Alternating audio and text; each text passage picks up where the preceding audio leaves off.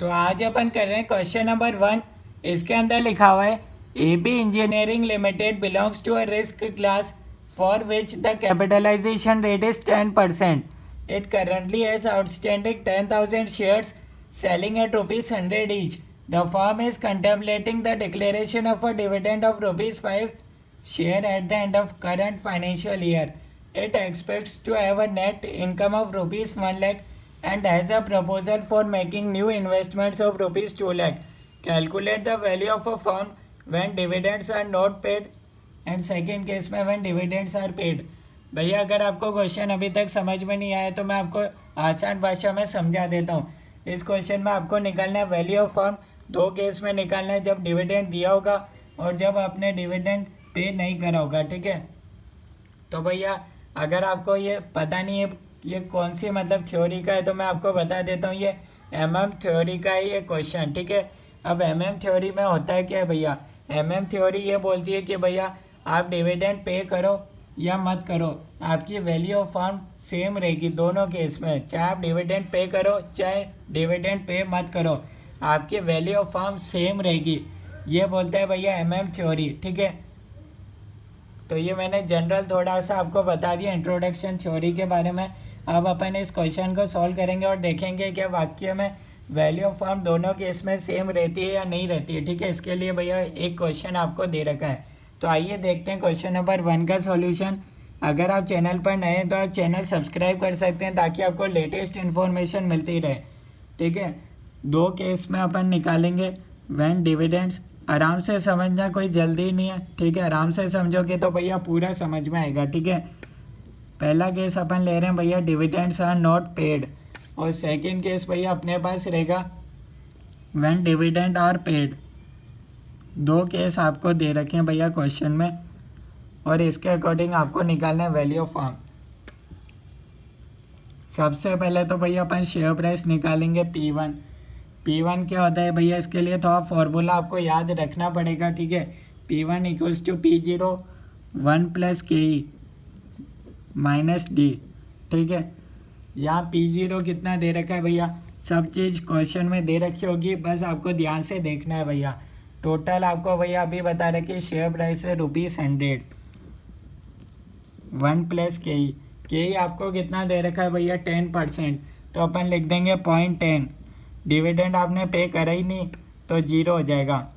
P1 equals to 100 into 1.1 110 आ गया आपके पास भैया शेयर प्राइस आ जाएगी भैया जब आपने डिविडेंड पे नहीं करा होगा, और आपने डिविडेंड पेड करा होगा तो आपकी शेयर प्राइस कितनी आएगी P1 equals to P0 1 plus KE minus D. Same formula अपन यूज़ करेंगे, यहाँ हो जाएगा 100 1 प्लस 0.10।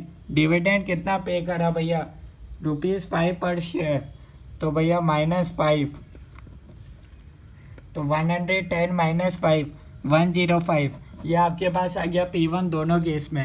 P1 अभी भी आपको समझ में नहीं आया तो और आसान भाषा में लिख देता हूँ, एक्सपेक्टेड प्राइस पर इक्विटी शेयर। ठीक है, दोनों केस में एक्सपेक्टेड प्राइस क्या रहेगा जब अपन डिविडेंड पे नहीं करेंगे, और जब डिविडेंड पेड करेंगे तो क्या एक्सपेक्टेड प्राइस रहेगा, ये अपन ने निकाला। यहाँ तक आपको कोई डाउट है तो आप बता सकते हो, कोई चीज़ अभी तक समझ में नहीं आई हो तो बता सकते हो। ठीक है, अब भैया सेकंड स्टेप में अपन करते हैं number of new equity shares issued. दोनों तरफ भैया यही होगा, आराम से समझेंगे। ठीक है, number of new equity shares issued ये अपन को निकालना रहेगा। New equity shares to be issued to find new project. देखते हैं भैया, प्रपोजल है। ठीक है, it expects to have a net income of ₹1 lakh and has a proposal for making new investments of ₹2 lakh। आइए आराम से समझते हैं। सबसे पहले तो भैया इसका होगा क्या। ठीक है, सबसे पहले भैया अपन लिखेंगे funds required for new project कितना है भैया, funds required for new project. Funds required for new project भैया अपने पास कितना है भैया, क्वेश्चन में देखो यहाँ बोल रखा है and as a proposal for making new investments of ₹2 lakh।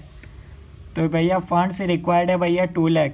अब ये 2 लाख भैया फंड्स रिक्वायर्ड अपन को, तो भैया ये कहाँ से आएंगे भैया, अपन को इक्विटी शेयर्स इशू करने पड़ेंगे, ठीक है। पर इतना फंड्स रिक्वायर्ड है, पर पहले अपन अपनी जेब में भी तो देखेंगे कि भैया इक्विटी शेयर्स मतलब शेयर होल्डर से पैसा लेने से पहले अपन भी तो देखेंगे अपने पास कितना है। तो इसमें से अपन माइनस कर देते हैं रिटेन अर्निंग अवेलेबल, कितना पहले अपने पास है उसको तो अपन माइनस कर दें, कितना भैया, इसको बोलते हैं रिटेन अर्निंग का निकालने का तरीका होता है earning minus dividend paid. Total आपकी अर्निंग कितनी हुई सबसे पहले आप ये निकाल लो, उसमें से आपने डिविडेंड पेड कर कितना करा उसको माइनस कर दो। या आपने डिविडेंड तो कुछ पे करा नहीं, तो ये तो जीरो ही रहेगा, सिर्फ अर्निंग देख लो भैया। नेट इनकम होगी आपकी भैया 1 लाख, 1 लाख भैया आपके पास रिटेन अर्निंग रहेगी, ठीक है। तो भैया इसके आगे अपने पास आ जाएगा भैया proceeds required from new equity shares आ जाएगा। टोटल ये अपने पास आ रहा है भैया 1 लाख, ठीक है। अब अपन क्या करेंगे भैया, इसको P1 से ये शेयर प्राइस रहेगी, तो भैया इसको डिवाइड कर देंगे, तो यहाँ से अपने पास आ जाएगा number of new equity shares 1 lakh divided by 110, 909.09, इतना अपने पास आ गया। यहाँ तक भैया आपको समझ में आया कि कोई डाउट है तो आप बता सकते हो, ठीक है।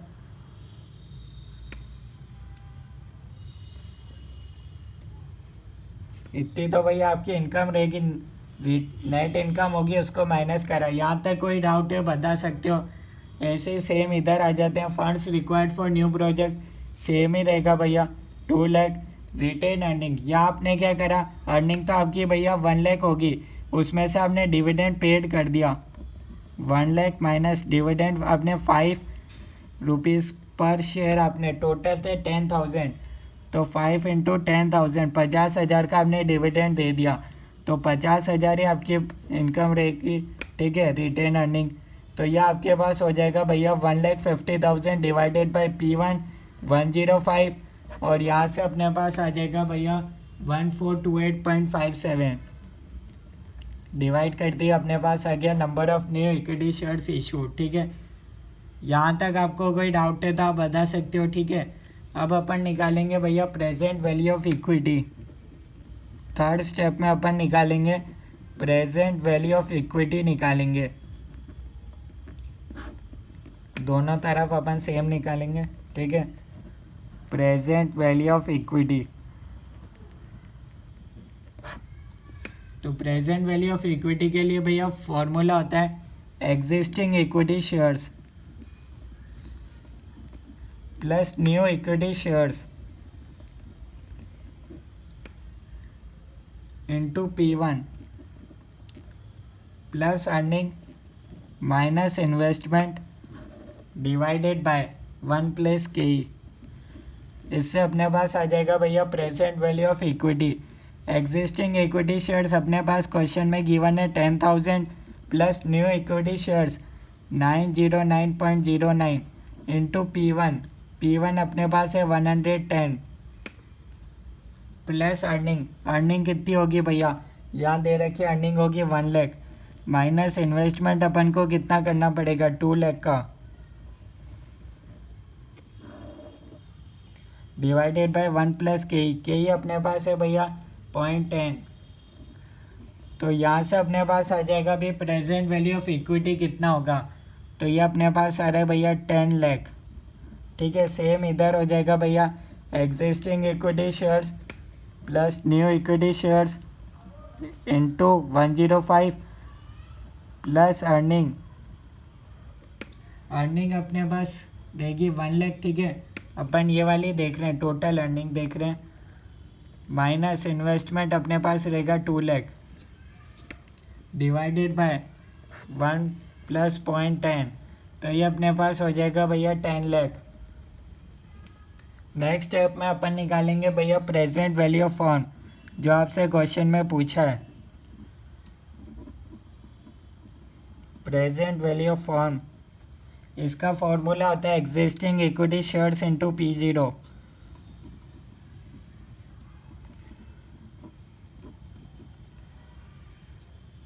ठीक है। प्रेजेंट वैल्यू ऑफ फर्म कितना होगा भैया, एग्जिस्टिंग इक्विटी शेयर्स अपने पास है 10,000 इंटू P0 110, तो ये अपने पास हो जाएगा भैया, टोटल अपने पास आंसर आ जाएगा भैया, P0 अपने पास था 100, क्वेश्चन में दे रखा है, ठीक है, P0, तो ये अपने पास हो जाएगा 10 लाख। यहाँ भी एग्जिस्टिंग इक्विटी शेयर्स तो 10,000 ही है, इंटू P0 10 लाख, ये भी अपने पास प्रेजेंट वैल्यू ऑफ फर्म आ गया, ठीक है। प्रेजेंट वैल्यू ऑफ इक्विटी को आप एक और चीज़ बोल सकते हो भैया, वैल्यू ऑफ फर्म भी कह सकते हो, एक ही बात है। प्रेजेंट वैल्यू ऑफ इक्विटी को या फिर वैल्यू ऑफ फर्म को एक ही बात है। तो आप देख सकते हो भैया, तो भैया ये थी भैया आपकी थ्योरी, ठीक है। आप देख सकते हो भैया, आपने डिविडेंड पे करा चाहे नहीं करा, आपकी वैल्यू ऑफ फर्म सेम ही है यहाँ पर, ठीक है। तो ये इस तरीके से भैया ये क्वेश्चन सॉल्व होता है। अगर आप नोट डाउन करना चाहते हो तो आप नोट डाउन कर सकते हो, कोई डाउट है तो आप कमेंट्स में बता सकते हो। तो ये था इस क्वेश्चन का सॉल्यूशन, कोई डाउट है तो आप कमेंट्स के अंदर बता सकते हो। थोड़ा सा इम्पोर्टेंट क्वेश्चन है क्योंकि और भी कई बार एग्जाम में भी आया हुआ है और आपकी बुक में और भी दे रखा है इसी तरह का क्वेश्चन।